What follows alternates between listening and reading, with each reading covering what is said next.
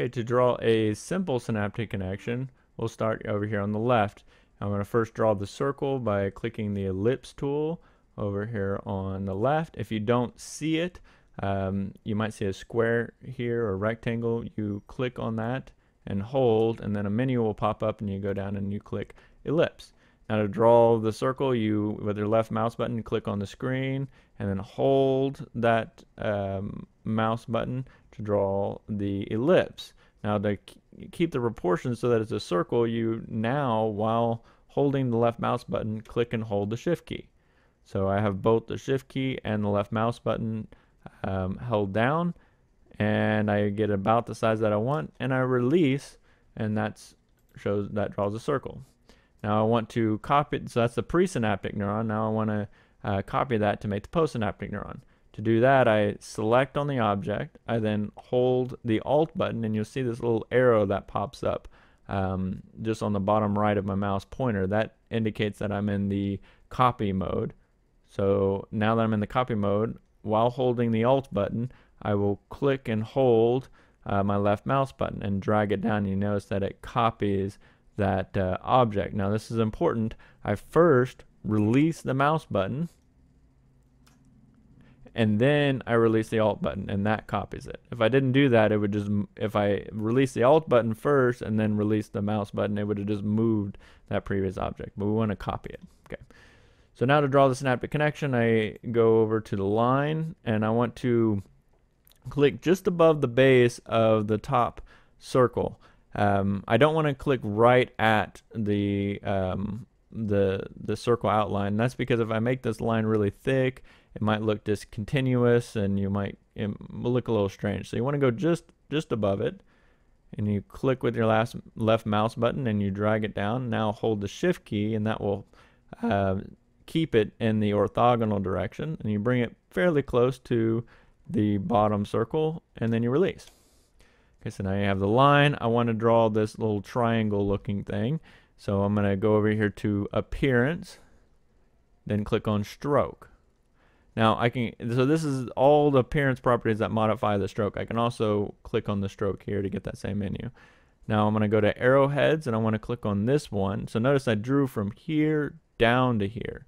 So whenever I add an arrow on this side, it will add an arrow on the bottom. But if I add an arrow on this selection panel, then it would add it on the top. So I went from here to there, so I want to add the synaptic connection here. So I'm going to modify the right side of this, and I'm going to go down to about a little past halfway, and then now I get all of the arrowheads that look like a synaptic connection. Now, quite simply, I can just press this arrowhead, and that creates that synaptic and like an excitatory synaptic connection. Okay, then I use my direct selection tool, and then I'm back to this view.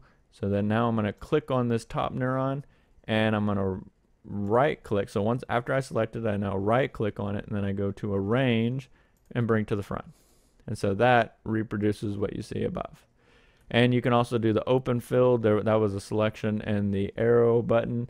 If I so now let's say I want this to be open filled. So I go down here to arrow, and I want the open filled. But I don't want it to be white, I want it to be green, like the neuron. Okay, how do I do that? Well, I click on the object, I then go up to Object, go to Expand Appearance. Okay, now I'm going to hold the Alt key, and I'm going to zoom in, and to show you what happened, what it did is it expanded this and created a whole bunch of fills. So now I'm going to, and it grouped it, so now I'm going to click on this, and I've got to keep clicking the series. And so now you have two objects. You have the fill that's on this side. So let me double click again. So we have a group of all three objects, and then this triangle is represented as a group of two objects. So now I'm going to click on that, and then I'm going to go down here and click on that fill. Okay, so now I've filled that in, and you have the fill if you wanted that, or you can keep it white or solid, whichever one you want.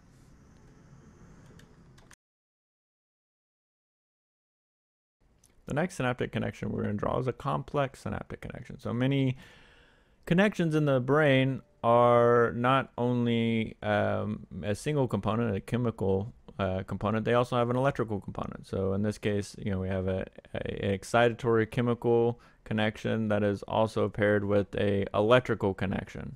So we're going to learn how to draw that now. So first I'm going to copy over what we drew over here, and I'm just going to hold the Alt button and drag it down. Okay.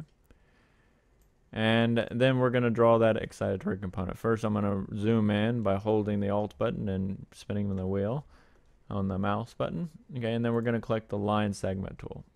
We're going to click along this line, and then we're going to hold the Shift key. So I'm holding the left mouse button, and I'm holding the Shift key down right now, and I'm going to release. And then I'm going to, let's go down here. I'm going to start down here. And notice whenever I did that, I used the smart guide to tell me that I'm aligned with this point right here. So I'm going to click on this with my left mouse button. Then I'm going to hold the Shift key, and then I'm going to drag that up and get it to end right at that anchor point. Okay. And then I'm going to highlight these two, and I'm going to hold the Control button and then press J. It's going to join that line so that it's one continuous line. Okay, so that's kind of the start of things. Actually, I'm going to use the direct select tool, and then I'm going to select on that one point, and I'm going to click and hold. And I'm going to hold the Shift key, and that's going to keep it perfectly aligned. I'm going to bring it all the way down to this point. I'm going to intersect it. Okay. All right, so now I want to add this electrical component to it. Okay, to do that, I'm going to click on the scissors button over here, and I'm gonna, you know, it doesn't have to be perfect, and maybe right about here, and then I'm gonna click right about here. Okay, that cuts that line into 3 segments. So now I have this independent component here. So that's what's going to be used to be shown here. Okay. Now now I select this line, and then I'm gonna go up to Effects, then down to Distort, and then I'm gonna go down to Zigzag. Okay, so now it's gonna add that zigzag component. I'm gonna increase the number of zigzags, and then I'm going to reduce the size, you know, so that it's a little more reasonable. Okay, that looks good to me. So we're gonna say okay. Now we can also shrink this down a little bit so that it kind of gives you a little space to work with, so that I can draw that line from here to here. So, okay, so now I shrunk it down a little bit so there's a little bit of a gap. And I'm going to click the line segment tool. Oh, the first thing I'm going to do is I'm going to click back on this line so that I have this zigzag appearance, but I want to convert that to a zigzag line. So I'm going to go up to Object, Expand Appearance, and it turns it into now a line. Okay, so now I'm going to go back to this line segment tool. I'm going to go all the way to the end until I see the anchor show up. I'm going to click on that and hold down until and then I'm going to move my mouse until I see the anchor show up on the top line. I'm going to do the same thing down here. I'm going to click and hold on that anchor and then drag it down until I see the other anchor. And so now it's close. You see it's kind of disjointed, and you can kind of work on this to get it exactly the way you want, but this is pretty close. So if you look at it, as far as getting the angle just right, but this is just to show you how to do it. You can do it a better way later. Now, if you look and zoom in, you notice that it's very disjointed, and that's going to look pretty ugly if you depict it that way. And I want it to look good, so I'm going to highlight all of these. So you notice everything is selected, and I'm going to hold Control and press J. So that's going to join all of that and make it one continuous line, which looks much better. Okay. And you can also change the appearance of this. Let's say you don't want it to be so sharp. You want it to have kind of the more blunt ends. You can go over you click on the object and then go up to appearance and stroke. And again, you can also access that panel up here.